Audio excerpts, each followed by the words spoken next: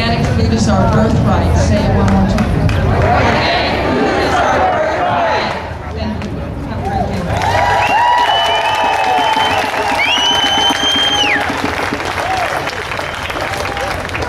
Great words.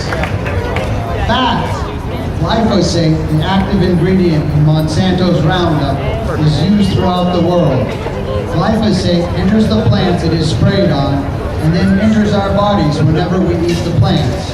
And glyphosate is highly disruptive to many bodily functions and is linked to autism, gastrointestinal problems, obesity, cardiovascular disease, depression, cancer, Alzheimer's disease, Parkinson's disease, multiple sclerosis, to name a few. Fact. As plants become resistant to glyphosate, spraying increases. Between 2001 and 2007, annual U.S. glyphosate use doubled.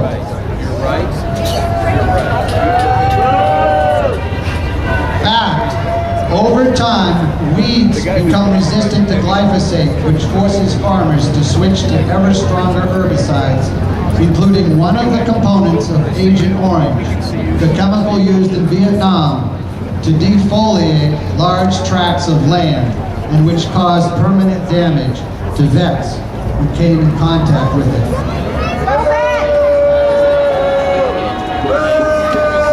Fact.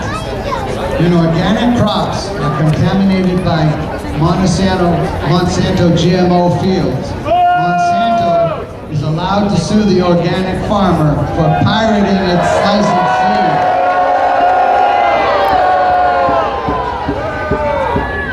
We the people need to put a stop to this outrage.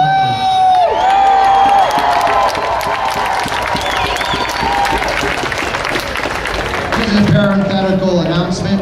If Alan Lewis is here, could he please come up to my right? Thank you.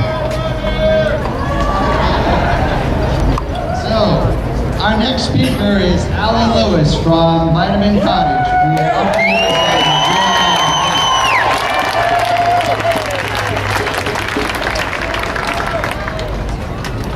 the So to start, technical issue. Can people really hear in the back? Because someone was screaming louder. Okay, we're gonna go with that. Couple of thank yous. I'm Alan Lewis. Are you saying louder? Oh, thanks, Pat.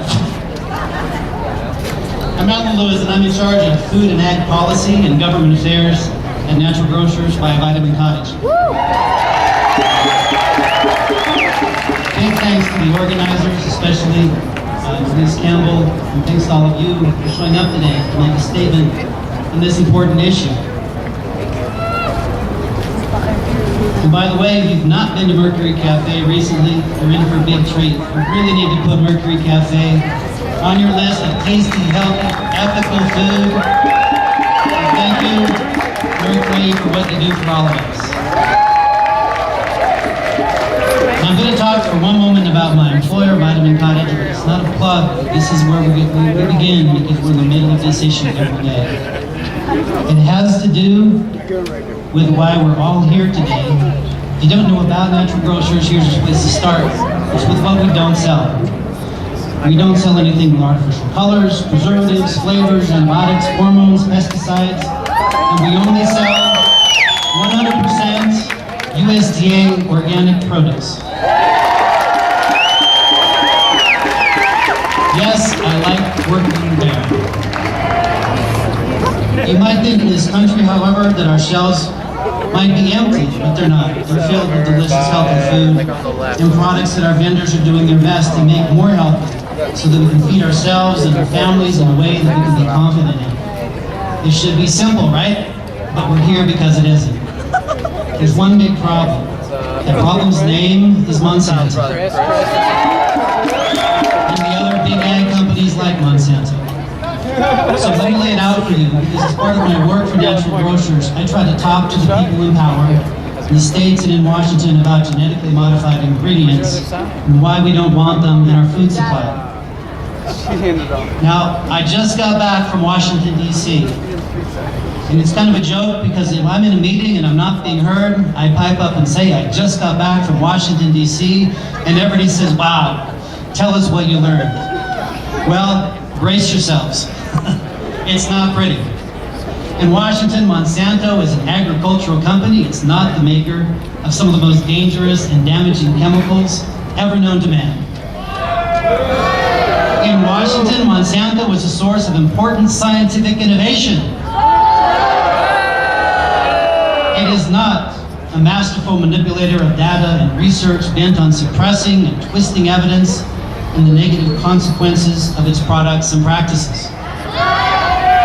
In Washington, Monsanto is on a mission to protect the public health by reducing pesticide use in agriculture. It's not the major contributor to massive chemical contamination. We'll get to Agent Orange. Thank you. I'm having technical difficulties. Turning the page. And their contamination of food, land, watersheds, and oceans. In Washington, Monsanto is seen as the only hope to save the world from starvation. And here's what kills me.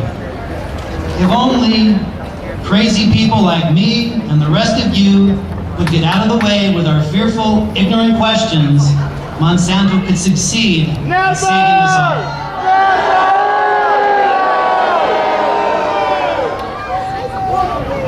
So, folks, I just got back from Washington, and in case you haven't guessed, Washington's pretty darn clueless. So, we know they're out of touch. I'm going to walk you through briefly how they can be so out of touch and how they can be so enamored of their belief in GMO agriculture. Because part of how we can defeat them is to understand them and speak to them within a framework where they can at least hear us. My main goal today, like many of the speakers, is to make each of you more effective as leaders in the effort to change our national and international, for that matter, agricultural policy. A good march on a sunny Colorado Saturday is a great start. I've never met one I didn't like. But you need to know how your adversary listens, how they think, and some of this might make you uncomfortable, so listen up. Now, when I go to Washington, I don't just focus on people who already know about GMO, like the magnificent Congressman Jared Polis, with whom I can talk happily about organic food all day. Instead, I march right into the offices of Monsanto's biggest offenders and start butting heads. So take Senator Roberts from Kansas, a man who loves him some Monsanto. Let's just say also that he's not really a man open to a change of heart. To him, I'm just a guy from what he thinks is a hippie grocery store in the People's Republic of Boulder.